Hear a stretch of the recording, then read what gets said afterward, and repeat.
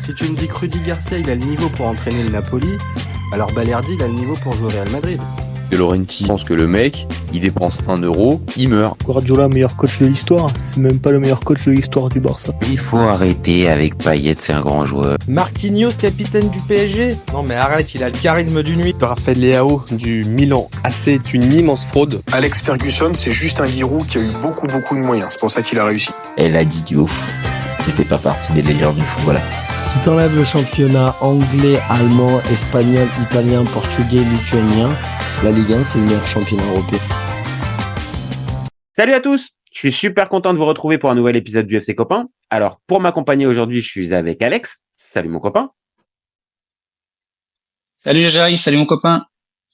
Alors aujourd'hui on va parler de quoi? On va parler de l'Inter. Tiens, c'est bizarre.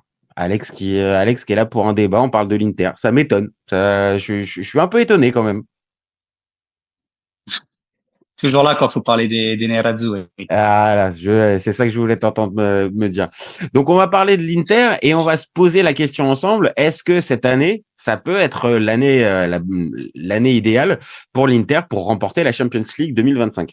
Donc ce que je te propose, mon copain, c'est de regarder un peu le tableau dans lequel l'Inter se retrouve et de voir ensemble si ça peut passer les quarts de finale, les demi et arriver en finale. Ça te va, mon copain? On fait comme ça, ouais, ça me va, ouais. Bon, alors, si je te parle spontanément du match contre le Bayern, est-ce que t'es plutôt en confiance, toi, supporter nerazzurri, ou est-ce que t'es plutôt sceptique parce que le Bayern, ça reste quand même un grand nom d'Europe? Alors, le Bayern, ça reste un gros nom d'Europe. Si tu m'avais posé cette question la semaine dernière, j'aurais été sceptique. Mais là, vu l'hécatombe derrière au Bayern Munich, c'est quand même un facteur à prendre en compte. Donc, je suis un peu plus optimiste depuis ce week-end. Et je pense qu'on peut passer le Bayern Munich lors de ces quarts de finale. On devient même, j'ai pas peur de le dire, favori avec toute cette hécatombe.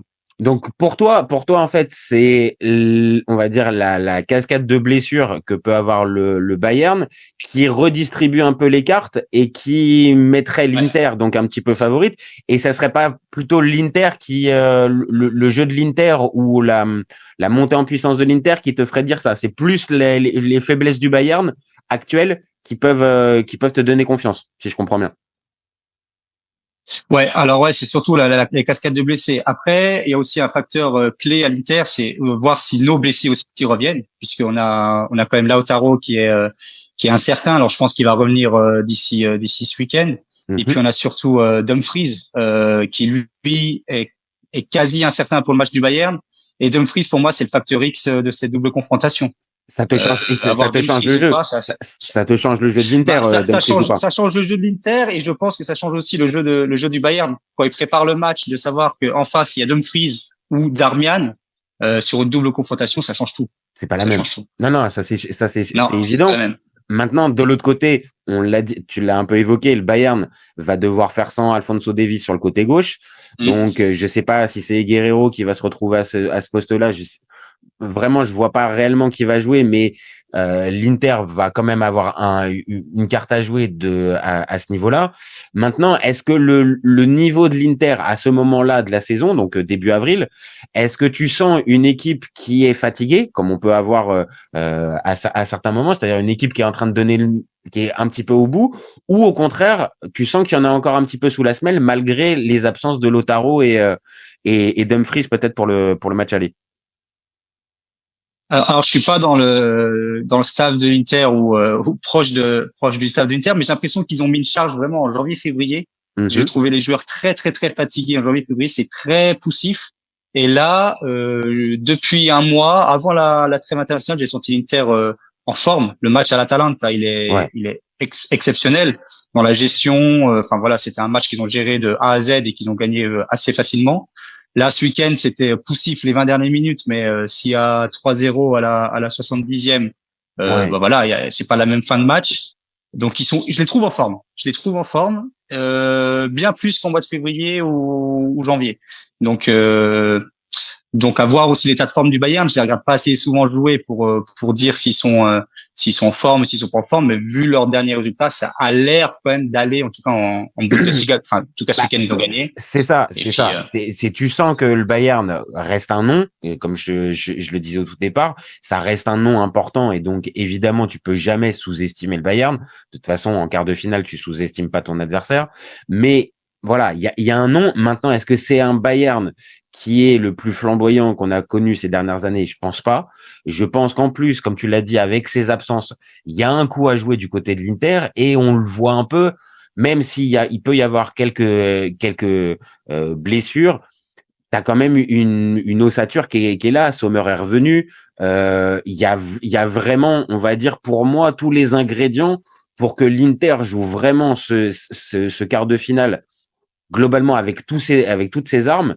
Et à ce petit jeu-là, j'avoue, pourtant, je trahis rien, je suis un supporter milanais, je pense que l'Inter va passer. Je pense que je vois l'Inter se qualifier. Maintenant, ça va être une double confrontation compliquée. Et je pense que voilà. Rappelle-moi, le retour, il est où? Il est à San Siro ou il est à Munich? Ouais, le retour, il est à Milan. Le match aller, c'est mardi à Munich et le retour, c'est le mercredi à Milan. Et il y a aussi un facteur à prendre en compte et qui est aussi pour l'Inter, c'est que en milieu de cette double confrontation, l'Inter, donc ils recevront Cagliari. Donc tu te dis un match assez facile, tandis que Bayern, ils vont à Dortmund. Ou ils reçoivent Dortmund. En tout cas, c'est Dortmund. Donc entre les deux. Donc et puis Leverkusen est quand même revenu à 6 points, donc ils peuvent pas tant faire tourner que ça. Ils ont pas une vraie marge de manœuvre. Maintenant, si je retourne un peu le truc, on va dire que l'Inter va jouer un candidat pour le maintien. Donc c'est jamais trop facile. Maintenant, c'est vrai que Cagliari ces derniers temps tourne plutôt bien, c'est pas trop eux que je vois dans la charrette. Donc, normalement, oui, l'Inter a un match un petit peu plus abordable. Maintenant, de l'autre côté, c'est un peu la même chose que pour le Bayern. Ils peuvent pas trop gérer. L'avance sur le Napoli est quand même assez maigre. Donc, même si Simone Inzaghi, généralement, aime bien faire tourner, je pense pas qu'il va faire tourner tout son 11 entre les deux, je pense. Non, et contrairement au Bayern, nous, l'Inter, on a, je dirais 13 joueurs de niveau quart finale de Ligue des Champions. Le Bayern, ils en ont 18, 19, 20. Là, tu parles de remplacer Davis par Guerreiro. Guerreiro, c'est quand même été un super joueur, un super latéral moderne. En milieu, s'il y a pas Sané, ça va être. Enfin, ils ont vraiment une équipe 18, 19 joueurs. Ils ont pas des Aslani ou des Bissek, le Bayern. Donc j'ai senti qu'il y avait une petite pique qui était envoyée à Aslani. Je sais que il arrive pas à vous convaincre, hein, les Non, Aslani. Autant Bissek, il fait une bonne saison, mais Bissek, faut absolument le vendre à un club anglais là, le vendre sur cette lancée 40-50 millions, parce que ça sera jamais, je pense, un grand défenseur. Mais Aslani, non, même pas. Aslani, le jour où il part l'Inter, il part tu verras, un Torino ou un club moyen de Serie A. Je suis d'accord. Ouais. Bissek, alors même si c'est pas la même chose, mais ils ont, à mes yeux, ça me fait penser un peu à Malick Thiaw, qui à un moment donné a eu une toute petite hype au Milan et qu'on n'a pas justement vendu à ce moment-là, et on le regrette maintenant amèrement avec un gars qui au final est pas bon sur le terrain, à passer sa hype, et tu te retrouves avec le joueur sur les bras. Donc non, Bissek, moi pourtant j'avais trouvé deux trois moments intéressants au cours de la saison, mais toi ça te convainc pas. Tu t'es pas. Non, ça me convainc pas, surtout dans les gros matchs contre les gros adversaires, ça me convainc pas. Après il fait des bons matchs contre les petits, il est présent, il fait partie du turnover, il marque aussi quelques buts, mais moi ça me convient pas. C'est pas assez faut le vendre absolument. C'est pas du tout assez fiable. Et du coup, c'est pour ça le Bayern a vraiment un meilleur effectif, mais je suis confiant. Moi, je pense qu'on passe les quarts finales. Ok. Et tu peux même passer au débat de la demi-finale là. C'est bon, on passe. C'est justement ça. Alors non, quand même, on va être obligé forcément d'envisager une demi-finale. Alors, il y a deux choix, hein, dans cette possible demi-finale, soit Dortmund, soit le FC Barcelone. Bon, on va pas se mentir, on en a un peu parlé en off. on a plutôt tendance à penser que c'est le FC Barcelone qui risque de se qualifier pour cette demi-finale. Là, si spontanément je te pose la question, Inter-Barça, tu mets de côté tous les souvenirs qu'on a pu avoir entre ces deux équipes. Vraiment, Inter-Barça, la 2025, tu t'es aussi confiant que face au Bayern ou là, pour le coup, il y a plus de réticence? Alors, spontanément, je dis Barça. Mais après, en y réfléchissant, en analysant, peut-être qu'on peut trouver des points auxquels l'Inter pourrait mettre vraiment en difficulté cette équipe du Barça. Et sur une confrontation aller-retour, pourquoi pas passer le Barça. Mais moi, je pense, comme tu l'as dit en off, que le Barça, c'est l'épouvantail de cette Ligue des Champions cette année. Et pour moi, ça reste quand même la meilleure équipe de cette Ligue des Champions. Avec peut-être Paris, mais avoir Paris déjà de l'autre côté du tableau, il y a un autre. T'as raison. Pour l'instant, on va dire arriver à ce stade des quarts de finale. Où on a vu toutes les équipes se passer ce fameux tour à élimination directe. Bon, l'Inter de son côté a joué Feyenoord, le monstre Feyenoord qui a éliminé le Milan. Bon, on a bien vu que l'Inter a joué le match à sa main sans véritablement devoir se aller loin. Le Barça, on a pu voir par bribes, surtout sur la première partie de cette Ligue des Champions, qui avait quand même beaucoup de qualité. Là où je te rejoins, c'est que pour moi, le trio offensif, c'est ce qui se fait de mieux en ce moment. Donc peut-être que il y a peut-être mieux, mais Rafinha, il est dans la forme de sa vie. Yamal, on ne sait pas jusqu'où ça peut aller, mais en tout cas, c'est extrêmement fort. Et Lewandowski, il a une 3e ou 4e jeunesse. Donc, ajoute à ça des joueurs extrêmement techniques, talentueux à chaque poste. Bon, c'est très fort. Maintenant, je te fais une passe décisive, mais pour moi, Simone Inzaghi avec son système tactique et les joueurs et si tu passes en plus le Bayern en quart de finale, pour moi, l'Inter-Barça, on n'est pas loin du 50-50. Hein. On n'est vraiment pas loin d'un 50-50. Et puis sans compter des éditions précédentes. Alors bien sûr, il y a 2010 où on les sort, mais il y a 2 ans en poule. Il y a 2 ans, c'est il y a pas si longtemps que ça. En poule, on fait 3-3 chez eux et on doit gagner 1000 fois. Et à domicile, il me semble qu'on gagne. Et puis Barça est éliminé et nous on est dans les 2 premiers. C'est ça. Et c'était déjà le Barça de Lewandowski. C'était déjà un Barça, le renouveau du Barça, quoi. Donc il y avait, mais c'était Xavi. En étant totalement factuel, c'est le Barça de Xavi. Donc oui, il y a des investissements. Donc Lewandowski est déjà là. Maintenant, l'équipe semble moins bien tournée qu'avec Flick. Où là, tu sens que il y a un truc un peu plus huilé. Et on l'a vu, ils ont fait des classicos contre le Real cette année où ils les ont tapés dans les grandes largeurs. Et je te dis, dans la première partie, on les a vus. Maintenant, t'as raison. Il y a 2 ans, l'Inter sort le Barça. Donc l'Inter va déjà pas rougir si ça joue contre le Barça. Non, et je me rappelle très bien, donc c'est 1-0 le match aller chez nous, but de Çalhanoğlu, et on fait 3-3 chez eux, où Aslani a une balle pour marquer le 4-3, et mais bref, on les élimine. Encore lui. Et on les élimine, c'est il y a pas si longtemps. Nous, on était moins bons que maintenant aussi. Eux, ils étaient moins bons que maintenant, mais nous aussi, il y a 2 ans, on était beaucoup moins bons que là, en 2025. Ah, ça a pris d'expérience, là. Ça a pris vachement d'expérience, mais de rien. Alors l'année dernière, il y a le quoi contre l'Atlético Madrid, mais l'année d'avant, ça fait finale de Ligue des Champions. On l'a dit, face à City, voilà, l'Inter a vraiment pas à rougir de son match et sur la fin, ça peut se terminer en prolongation et qui sait comment ça pourrait tourner. Donc tout ça fait que le Barça, oui, évidemment, c'est un gros favori. Maintenant, l'Inter est pas dans la peau du petit pousset, hein. Non, il est pas dans la peau du petit pousset. Après, le Barça, j'ai l'impression que cette année, les gros matchs, ils les gagnent tous. Enfin, en tout cas, en Liga, le Classico, il l'a gagné. En Supercoupe, il l'a gagné. En Coupe d'Espagne, là, ils ont gagné 4-2, il me semble, à l'Atlético, là, il y a 2 semaines, le match aller. Voilà, enfin, contre l'Atlético en championnat, je sais pas ce qu'ils ont fait, mais voilà, enfin, bref, en tout cas, j'ai l'impression que les gros matchs, ils les maîtrisent super bien. Mais après, ils sont pas encore tombés en Europe contre un Cador, mais une très très belle équipe d'un autre championnat. Donc, de leur côté, ils ont éliminé Benfica. Oui, voilà.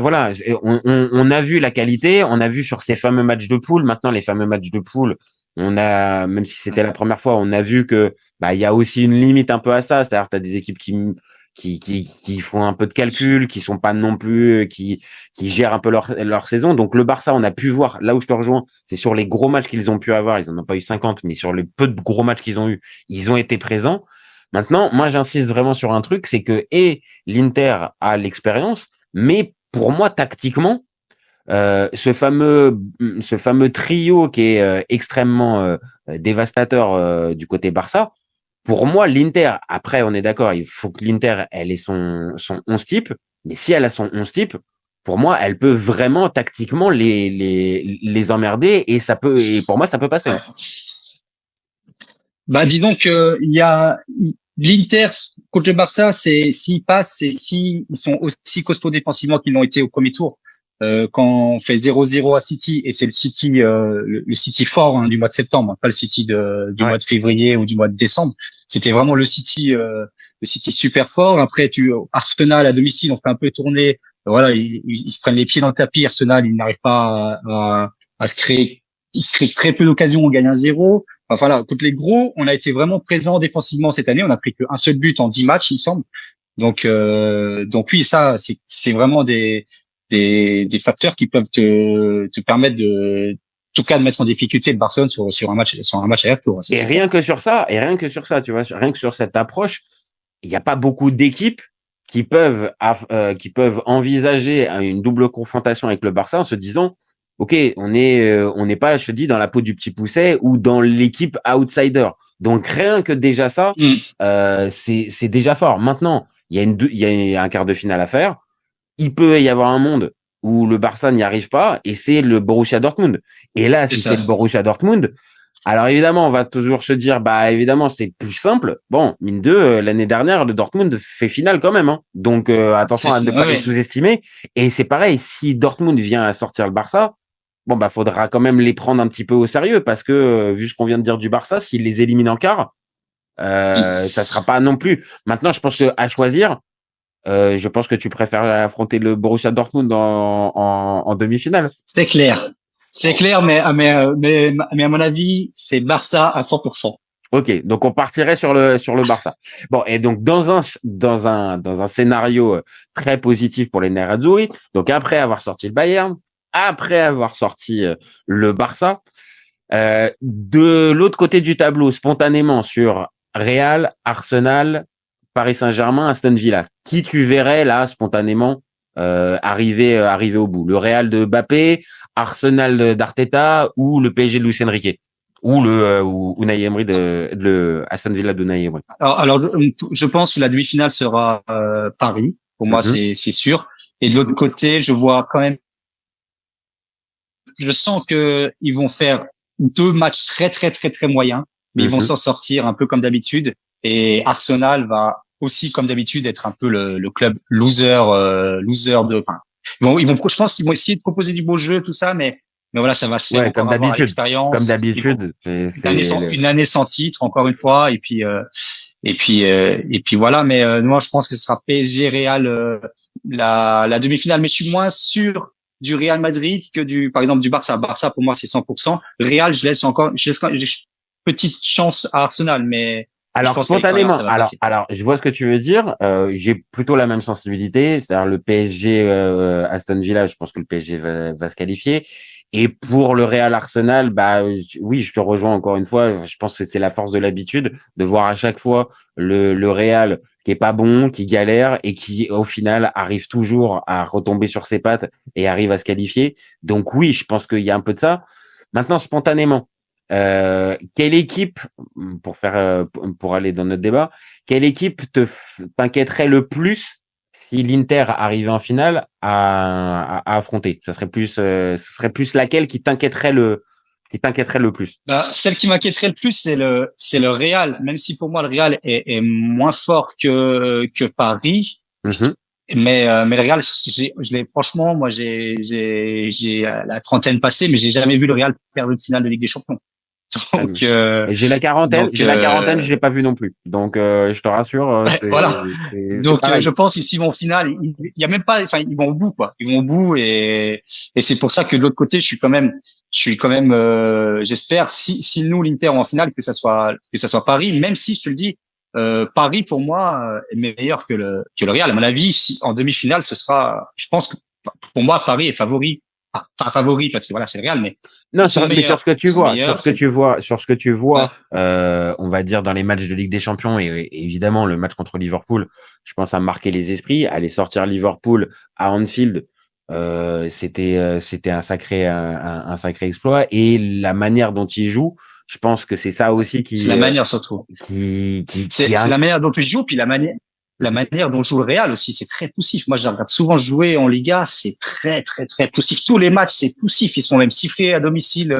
Ils gagnent, mais ils sont sifflés parce que c'est un jeu stéréotypé. C'est ça. C'est ce que j'allais te dire. C'est un jeu stéréotypé où tu fais confiance principalement à tes individualités. Donc oui, il y a des individualités hors normes, Mbappé en tête. Donc oui, il y aura toujours cette possibilité-là pour gagner les matchs. Maintenant, c'est vrai. À comparer, l'Inter ou le PSG présente un collectif beaucoup plus fort. Évidemment, tu as des individualités dans les deux, hein. Et tu as des très bons joueurs, mais on est moins dépendant des individualités que du côté du Real, où vraiment, si tu as un Mbappé, par exemple, qui est dans un jour sans, ou un Bellingham, ou un Vinicius dans un jour sans, bah, le Real devient une équipe pas classique, mais un peu ordinaire, en fait. Donc c'est ça. Ouais, et puis ça prend très très vite l'eau. Hein. Enfin, le match contre le Milan, mais ils peuvent en mettre 5. Ils ont pris 2 fois 4 ou je sais plus combien contre le Barça. Ça prend très très vite l'eau. Défensivement, c'est vraiment brouillon. Donc pour moi, Paris passera cette double confrontation et alors projetons-nous en mai 2025, Paris Saint-Germain, Inter Milan. Voilà. Est-ce que tu sais où elle se dispute la finale? Munich. Ok. Donc faudra quand même repréciser que le Bayern, il va falloir quand même les sortir parce que je pense qu'ils doivent avoir un tout petit peu dans un coin de la tête l'idée d'aller jouer la finale dans leur stade. Je pense, hein, quand même. Donc, ils l'ont déjà perdu dans leur stade, hein. Ah oui, je sais, Chelsea. Ah ouais, Chelsea. Oui. Ça a été difficile, ça pour eux. Donc, projetons-nous sur cette fameuse soirée de mai 2025. Et donc, imaginons donc que c'est le PSG contre l'Inter, en finale. Sur un match, je sens que tu vas me dire tout est possible et je vais aller dans ton sens. Mais pareil, PSG Inter comme ça spontanément, tu verrais quoi? Tu sentirais l'Inter qui peut aller au bout. Pas maintenant, pas après. Là, je sentirais réellement d'autres chances. Je serais confiant avant le match, pas confiant, mais moins. Si c'est le Real, je suis sûr qu'on le perd, mais il y a même pas de débat. Ah carrément, Paris, genre tu baisses les armes carrément, tu regarderas la finale, mais sans un engouement dingue en te disant de toute façon on va la perdre. Il va se passer quelque chose qui fait que ce sera le Real qui va la gagner. Mais contre Paris, je serai un petit peu plus optimiste et je crois réellement à nos chances contre Paris sur un match, de faire un super match et puis de pouvoir gagner, déstabiliser Paris, et pouvoir les mettre en difficulté et gagner cette finale. Contre Paris, oui, parce que aussi peut-être ce qu'on a dit tout à l'heure, peut-être l'expérience, le vécu récent aussi de cette équipe-là, cette montée en puissance, Inzaghi qui est là depuis des années, peut-être que c'est ça qui te ferait être aussi plus confiant. Maintenant, il y a aussi le jeu, il y a aussi ce qu'on a fait, parce que de l'autre côté, si c'est le PSG qui sort le Real, on vient de le dire, le Real, avec toute cette aura de tout ce qu'on connaît d'eux et de tout ce qu'on a, s'ils se font sortir, le PSG deviendra aussi un peu le grand favori. Maintenant, de l'autre côté, ça veut dire que l'Inter aurait sorti le Barça, donc l'Inter aussi aurait cette étiquette de gros favori. Donc, pour moi, vraiment, PSG-Inter, avec tout ce qu'on vient de dire et tout ce qu'on vient de vraiment, on n'est pas loin encore une fois du 50-50, hein. Même si je peux comprendre ta sensibilité. Ouais, et puis après la finale d'Istanbul il y a 2 ans, ça reste comme un.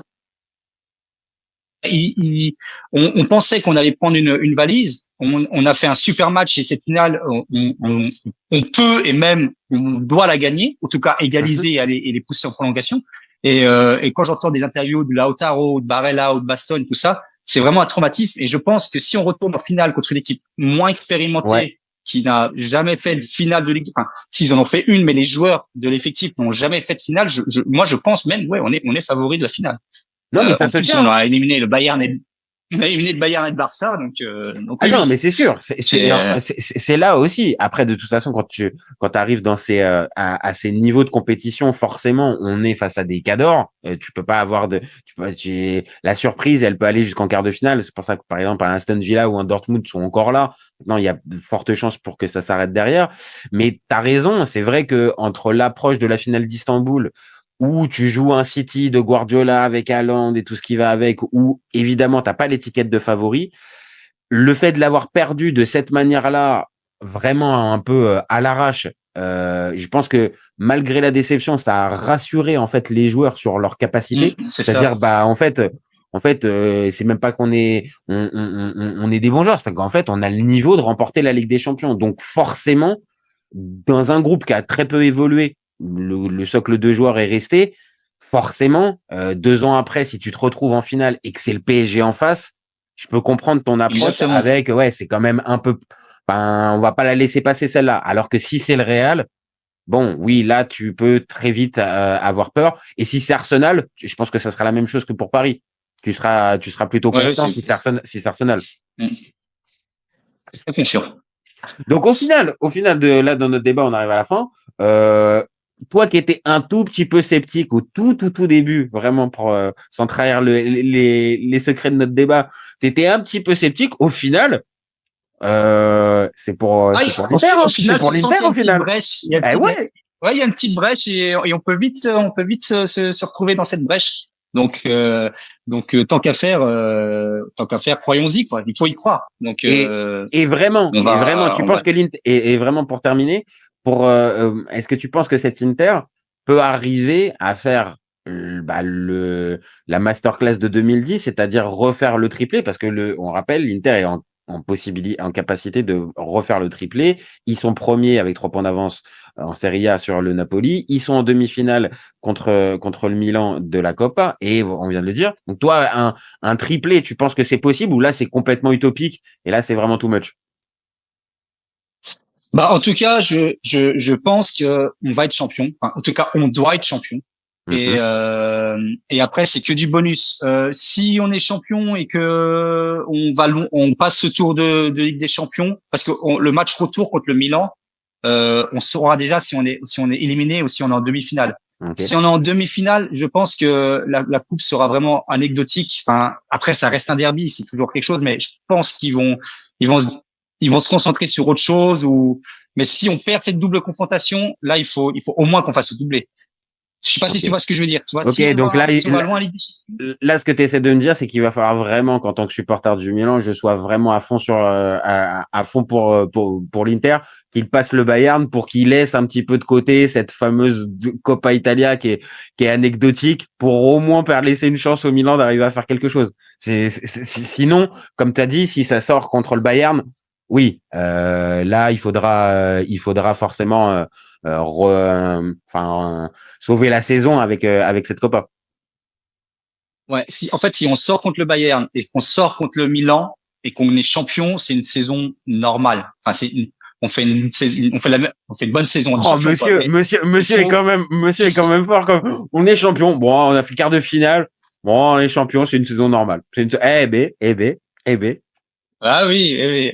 Là, il faut un bonus, quoi. Il faut soit une finale de coupe, soit une demi-finale de Ligue des Champions en plus, pour que la saison soit exceptionnelle. Enfin, qu'on s'en souvienne de cette saison dans 10 ans. Sinon, on se souviendra en étant juste champion, puis voilà. Ok. Non, mais ça montre bien les ambitions de l'Inter ces derniers mois et ces dernières années. C'est-à-dire que maintenant, voilà, c'est ce que je vais retenir, un simple titre de champion.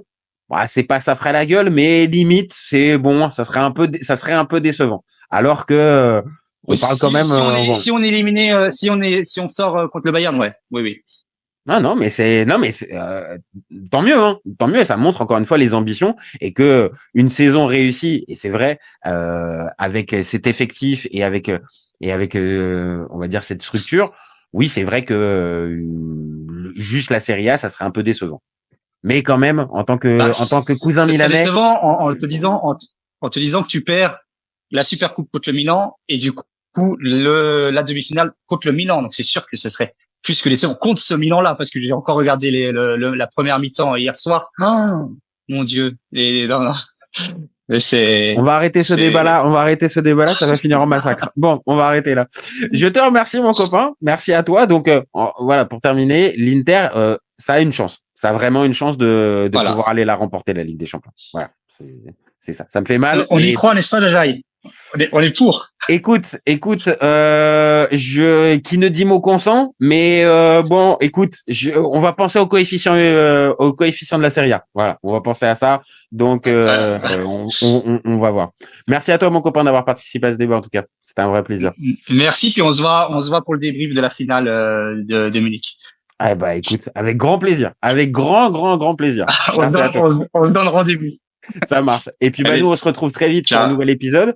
N'hésitez pas à nous donner vos avis. Dites-nous si pour vous aussi, l'Inter, ça peut remporter la Ligue des Champions ou pas, ou si c'est un autre club. On va continuer les petits focus sur les favoris d'ici les quarts de finale. Et puis, vous gardez en tête qu'OFC Copain, on est ouvert toute l'année. Ciao les copains. Ciao.